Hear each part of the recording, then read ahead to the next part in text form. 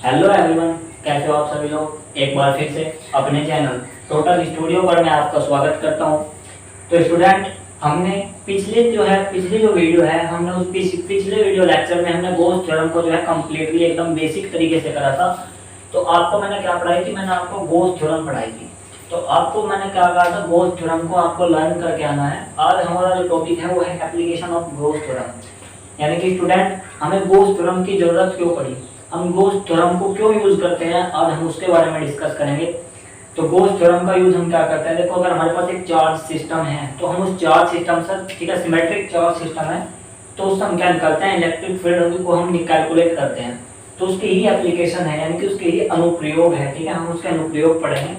तो देखो आज जो हम पढ़ेंगे वो पढ़ेंगे हम कि electric field intensity due to infinite long wire, ठीक है, जो electric field intensity due to infinite long wire uniformly charge long wire के कारण हमारी इलेक्ट्रिक फील्ड इंटेंसिटी कितनी होगी।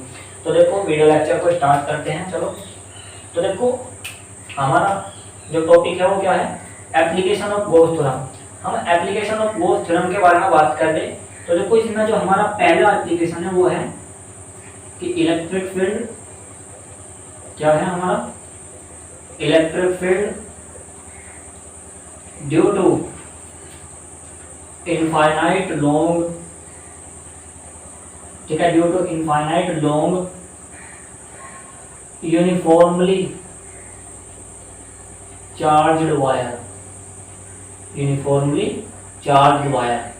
क्या हमारा जो पहला एप्लीकेशन है वो है इलेक्ट्रिक फील्ड ड्यू टू, ठीक है, infinite long uniformly charged wire. अगर हमारे पास क्या है कि यूनिफॉर्मली ऐसे इनफाइनाइट लेंथ का ऐसे अगर यूनिफॉर्मली चार्ज्ड वायर है तो उसके कारण किसी पॉइंट पे इलेक्ट्रिक फील्ड इंटेंसिटी क्या होगी, हम उसे भी इसी फॉर्मूले के द्वारा कैलकुलेट करेंगे। और हम इसमें क्या करेंगे, गॉस थ्योरम को हम क्या करेंगे, यूज करेंगे। गॉस थ्योरम का यूज करके ही हम इसे निकाल लेंगे, तभी तो ये हमारी क्या है, गॉस थ्योरम की एप्लीकेशन है। तो आइए हम इसे कैलकुलेट करते हैं, हम पहला एप्लीकेशन अपना प्रूव करते हैं। बड़ा इंपॉर्टेंट एप्लीकेशन है और 12th में 5 नंबर में 5 नंबर का इंपॉर्टेंट टॉपिक है। क्या है, 5 नंबर का इंपॉर्टेंट लॉन्ग क्वेश्चन है। क्या है, इंपॉर्टेंट लॉन्ग क्वेश्चन है, ठीक है। इसके भी 90% चांस होते हैं कि ये 12th एग्जाम में पूछा जाता है। इंपॉर्टेंट टॉपिक है, आइए हम इसे जो है डिस्कस करते हैं। तो देखो अगर हमारे पास क्या है, एक ऐसे ये हमारे पास एक यूनिफॉर्मली चार्ज्ड वायर है, ये क्या है हमारा, ठीक है, यूनिफॉर्मली चार्ज वायर है, ठीक है, जो प्लस के क्यू चार्ज है, ठीक है, इस पर लेट कर ले, हमारा प्लस का क्यू चार्ज है और वो एक समान रूप से वितरित है, मतलब डिस्ट्रीब्यूट है।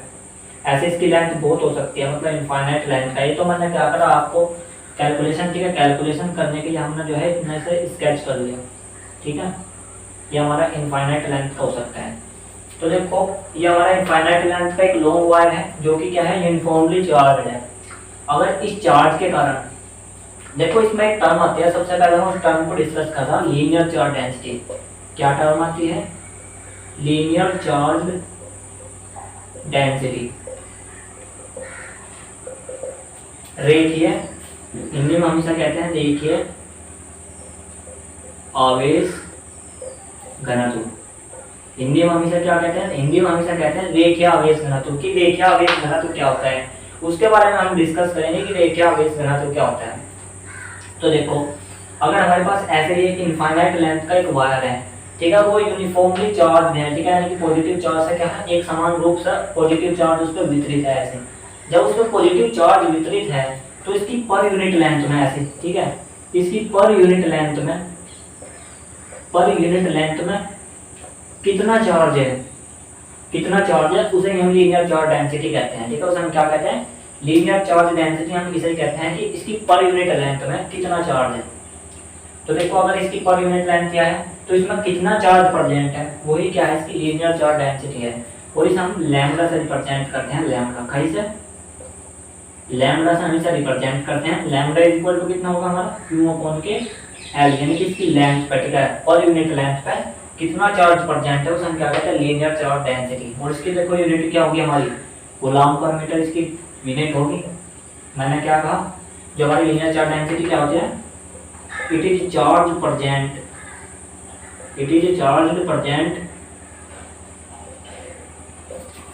ठीक है, it is charge present in, ठीक है, on per unit length, per unit length of wire.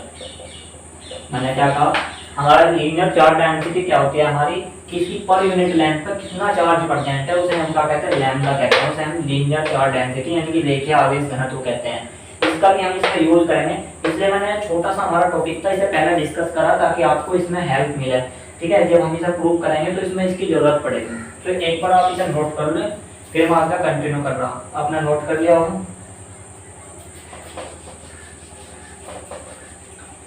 ठीक है, आपने इसे क्या कर लिया होगा, नोट कर लिया होगा। तो हमने लीनियर चार्ज डेंसिटी देख ली। अब देखो जो हमारा पॉजिटिव चार्ज है, इस पॉजिटिव चार्ज के कारण हमारा जो इलेक्ट्रिक फील्ड होगा, इलेक्ट्रिक फील्ड इंटेंसिटी होगी वो क्या होगी, बाहर की ओर होगी, ऐसे ऐसे बाहर की ओर होगी इलेक्ट्रिक फील्ड इंटेंसिटी, ऐसे, ठीक है, ऐसे बाहर की ओर हमारी इलेक्ट्रिक फील्ड इंटेंसिटी होगी, क्या होगी, बाहर की ओर हमारी इलेक्ट्रिक फील्ड इंटेंसिटी होगी ऐसे, इस पॉजिटिव चार्ज के कारण। अब यहाँ तो बहुत सारे पॉजिटिव चार्ज है तो सबकी, ठीक है, सबके कारण हमारी इलेक्ट्रिक फील्ड इंटेंसिटी होगी ऐसे बाहर की ओर। ये हमारी इलेक्ट्रिक फील्ड इंटेंसिटी है, ठीक है, ये लास्ट है, ठीक है। अब देखो हमें क्या करना, देखो हमारा जो वायर है इससे हमने क्या लिया, r डिस्टेंस की दूरी पे एक पॉइंट P लिया। क्या है हमारे यहाँ, एक तो पॉइंट P है जहाँ हमें इलेक्ट्रिक फील्ड इंटेंसिटी हमें क्या करनी, ज्ञात करनी, इलेक्ट्रिक फील्ड हमें यहाँ ज्ञात करना इस पॉइंट P पे। देखो हमें इस पॉइंट P पे इलेक्ट्रिक फील्ड हमें क्या करना, फाइंड आउट करना। तो देखो मैंने कल आपको एक चीज टर्म पढ़ाई थी, गॉसियन सरफेस। गॉसियन सरफेस के बारे में मैंने कुछ प्रॉपर्टी लिखवाई थी, तो मैंने उसकी दूसरी प्रॉपर्टी लिखवाई थी कि हमारा जो गॉसियन सरफेस है वो उस पॉइंट से पास थ्रू होना चाहिए जिस पर हमें इलेक्ट्रिक फील्ड हमें क्या करना, फाइंड आउट करना। तो देखो हम क्या करेंगे, एक सिमेट्रिक इलेक्ट्रिक फील्ड, हम सॉरी सिमेट्रिक गॉसियन सरफेस, हम क्या करेंगे, एक सिमेट्रिक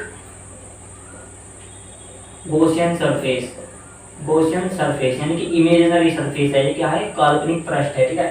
तो हम क्या करेंगे, पॉइंट P से पासिस थ्रू होता हुआ, पॉइंट P से पासिस थ्रू होता हुआ गॉसियन सरफेस हम ड्रॉ करेंगे ताकि हमें इस पॉइंट P पे।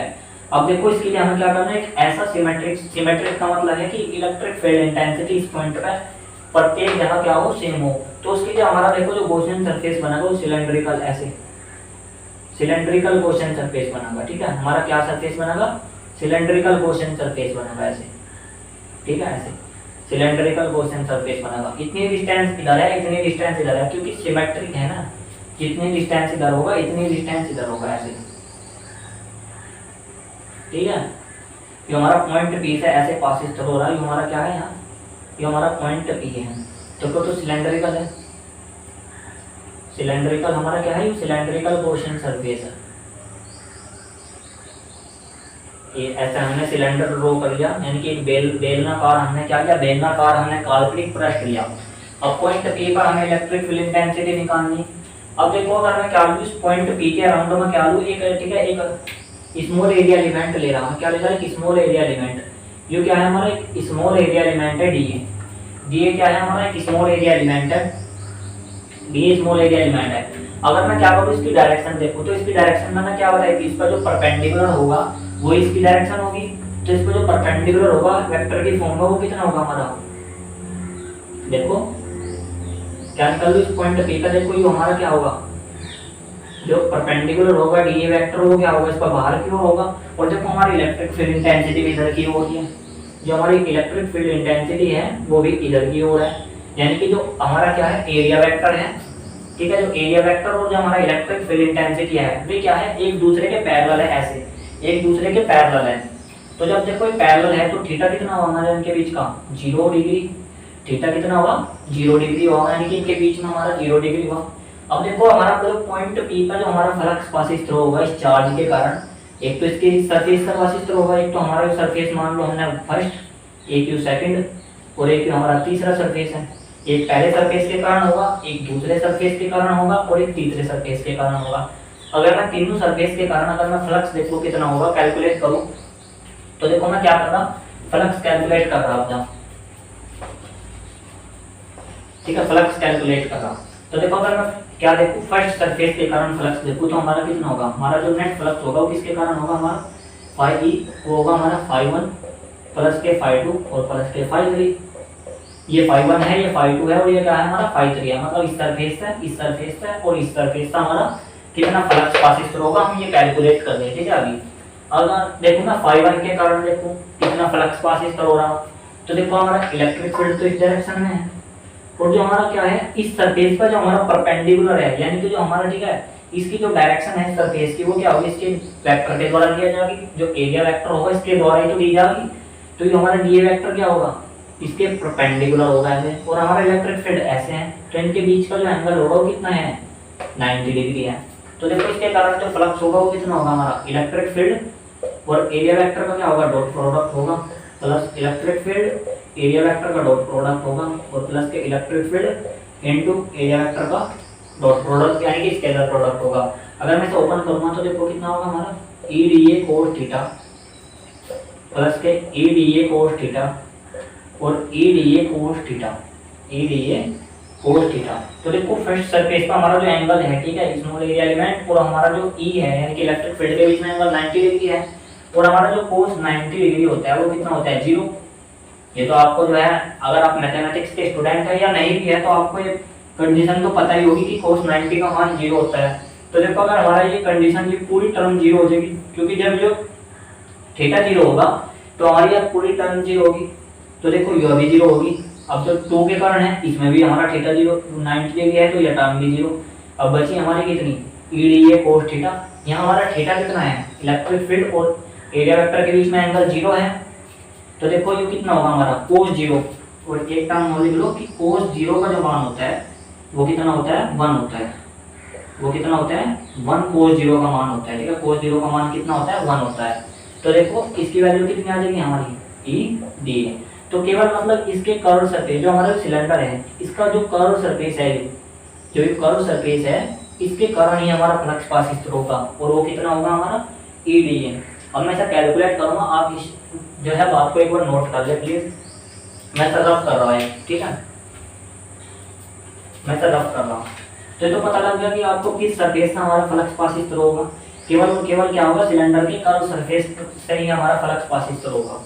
यानी कि जो हमारा फाई ई आया वो कितना है हमारा ई डी ए, ई डी ए हमारा अगर मैं डी फाई था ना यानी कि ठीक है स्मॉल एरिया जो हमारा स्मॉल एरिया एलिमेंट है इसके कारण ही तो हमारा फ्लक्स था, तो फ्लक्स भी इसका कम पास इस तरह होगा। अगर मैं इसका इंटीग्रेशन कर दूं, अगर मैं क्या कर दूं इसका इंटीग्रेशन कर दूं मतलब समाकलन कर दूं, मतलब ऐसे ऐसे इससे इसमें और जोड़ दूं तो हमारा पूरा देखो पूरा क्या हो जाएगा, पूरा सरफेस कवर हो जाएगा।